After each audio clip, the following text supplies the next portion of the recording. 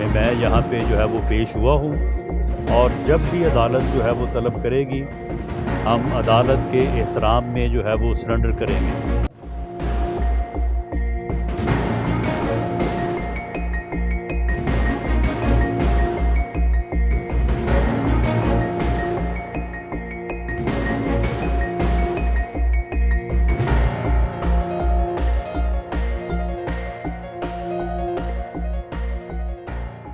अस्सलाम वालेकुम, मैं हाफिज शाहिद मुनीर हूँ। नाज़रीन, आज वफाकी वज़ीर दाखिला इंसदाद दहशतगर्दी की अदालत में पेश हुए हैं। वाक़या कुछ यूँ है कि 21 अगस्त 2022 को जब पंजाब के अंदर परवेज़ इलाही की हुकूमत थी, उस वक्त गुजरात के एक शहरी असलम शाहकार ने इंडस्ट्रियल एरिया थाना में दरख्वास्त दी कि मैंने सुना है कि राना सनाउल्लाह इदारों के खिलाफ अर्जा सराई कर रहे थे, जिस पर उनके खिलाफ इंसदाद दहशतगर्दी की दफात के तहत एक मुकदमा दर्ज किया गया, जिसकी रिपोर्ट पुलिस ने इब्तदाई ये पेश की कि हम मुकदमा खारिज कर रहे हैं, हमने हकायक चेक कर लिए हैं, इसमें वफाकी वज़ीर दाखिला की ज़रा भी इन्वॉल्वमेंट नहीं है। लेकिन उस पर अदालत ने बरहमी का इजहार करते हुए कहा कि मुलज़म पेश नहीं हुआ, वकील पेश हो रहे हैं और आप इखराज रिपोर्ट लेकर आ गए हैं, लिहाजा मैं उसके नाकाबिल ज़मानत वारंट निकालता हूँ, जिस पर आज की तारीख दी गई थी। आज राना सनाउल्लाह यहाँ पर पेश हुए हैं। 5 लाख के मुचलकों के इवज़ उनकी ज़मानत मंजूर कर ली गई है। उसके अलावा उनके जो नाकाबिल ज़मानत वारंट गिरफ्तारी थे वो भी कैंसल हो चुके हैं और अगली डेट 28 अप्रैल की दी है। लगता है कि ये मुकदमा अब हवा हो चुका है, ये मुकदमा अब खारिज हो चुका है और पुलिस की रिपोर्ट के साथ अब अदालत एग्री करेगी, क्योंकि इससे कबल जो रिपोर्ट पेश की गई थी उसमें राना सनाउल्लाह खुद पेश नहीं हुए थे, जिसकी वजह से मुकदमा खारिज नहीं हो सका था।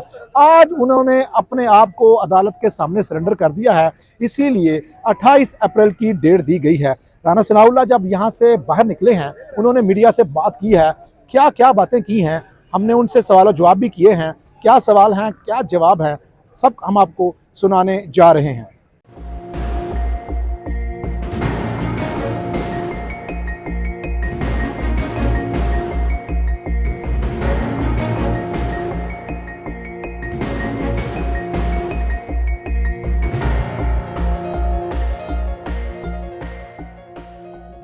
हम कानून और अदालत का एहतराम करने वाले लोग हैं और ये एक बहुत ही बेबुनियाद मुकदमा जो कि चौधरी परवेज़ इलाही साहब की वज़ारत आला के दौर में जो है ये दर्ज किया गया।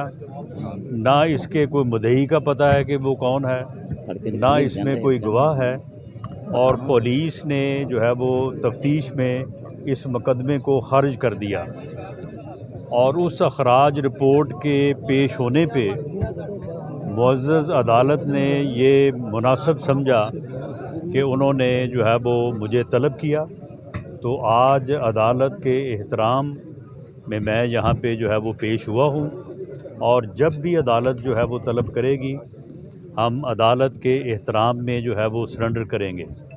तो आज उस सिलसिले में जो है वो हाज़िरी हो गई और हम समझते हैं कि अदालत का एहतराम जो है वो किसी भी मुआशरे के लिए एक बुनियादी अहमियत की हामिल चीज़ है कि उस मुआशरे ने किस अंदाज से जो है वो आगे बढ़ना है और उस मुआशरे में अदालत के एहतराम से ही अमन कायम हो सकता है।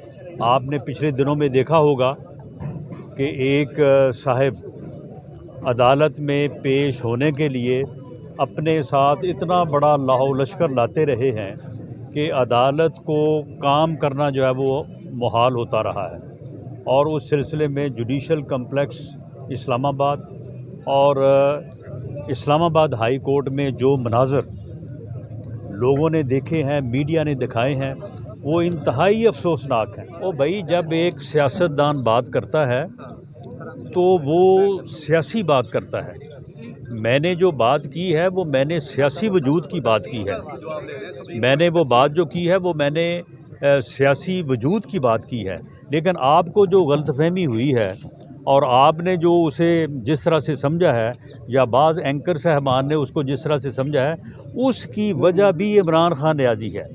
यानी जो भी बुराई है ना, वो जहाँ से भी आप पकड़ें, वो जाके ख़त्म जो है वो इमरान खान न्याजी पे होगी। उसकी वजह कि वो रोज़ कहता है कि जी मुझे कत्ल कर दिया जाएगा, रोज़ कहता है जी मेरे ख़िलाफ़ कत्ल के मंसूबे बन गए हैं, रोज़ कहता है कि जी मेरे मुखालफिन मुझको कत्ल करेंगे। उसने वज़ीराबाद के जो इंसिडेंट है उसकी उसने एक झूठी FIR जो है वो हमारे ख़िलाफ़ जो है वो रजिस्टर करवाने की कोशिश की। मामला ये है कि ये मेरा बिल्कुल दो टोक जो है वो मेरा ये दावा है कि इमरानी फितना और जमहूरियत ये को एग्जिस्ट नहीं कर सकते, ये इकट्ठे नहीं चल सकते। और जहाँ तक सुप्रीम कोर्ट में देखें, मैं ये लफ्ज़ भी नहीं कहना चाहता कि सुप्रीम कोर्ट में कोई तकसीम है। और जो जजेस के फ़ैसले हैं, देखें जजेस के फ़ैसले जो हैं वो तकसीम नहीं होते। जजेस के फ़ैसले बोलते भी हैं और उनकी राय होती है। मैं समझता हूँ कि 4 जजेस का एक फ़ैसला है और 3 जजेस का एक फ़ैसला है। 4 जजेस का फ़ैसला जो है वो प्रीवेल होना चाहिए और ये इन्होंने कंटेम्प्ट की जो एप्लीकेशन दी है वो विड्रॉ होनी चाहिए या खारिज होनी चाहिए।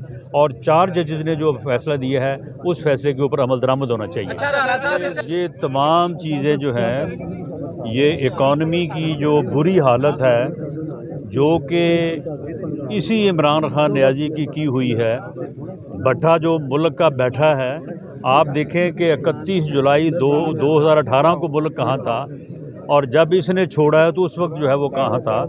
और जो इसका मुआहदा IMF के साथ है उसे पूरा करते करते करते हम कहाँ तक पहुँच गए हैं। तो इंशाअल्लाह ताला वो हालात भी ठीक होंगे, पैसे भी होंगे। जो इन्होंने तालिबान को, दहशत गर्दों को आने की छुट्टी दी, उस वजह से जो हालात ख़राब हुए वो भी ठीक होंगे इंशाअल्लाह।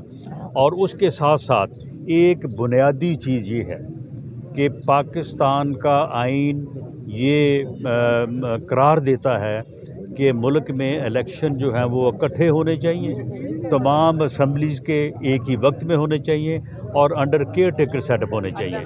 8 अक्टूबर को इंशाअल्लाह ताला चारों सूबाई और कौमी असम्बली के इलेक्शन इकट्ठे होंगे और केयर टेकर सेटअप के तहत होंगे। अगर इसके बगैर ये 2 असम्बलियों के अब और 3 के बाद में होते हैं, उन इलेक्शन के रिज़ल्ट्स को कोई तस्लीम नहीं करेगा। वो इलेक्शन इस मुल्क में अफरा तफरी लेके आएंगे, वो इस मुल्क में अनारकी लेके आएंगे। यही इस फितने का एजेंडा है। इस फितने के एजेंडे को पूरा करने के लिए ये इलेक्शन जो है इस तरह से नहीं होने चाहिए। इलेक्शन जो है वो 8 अक्टूबर को इकट्ठे होने चाहिए।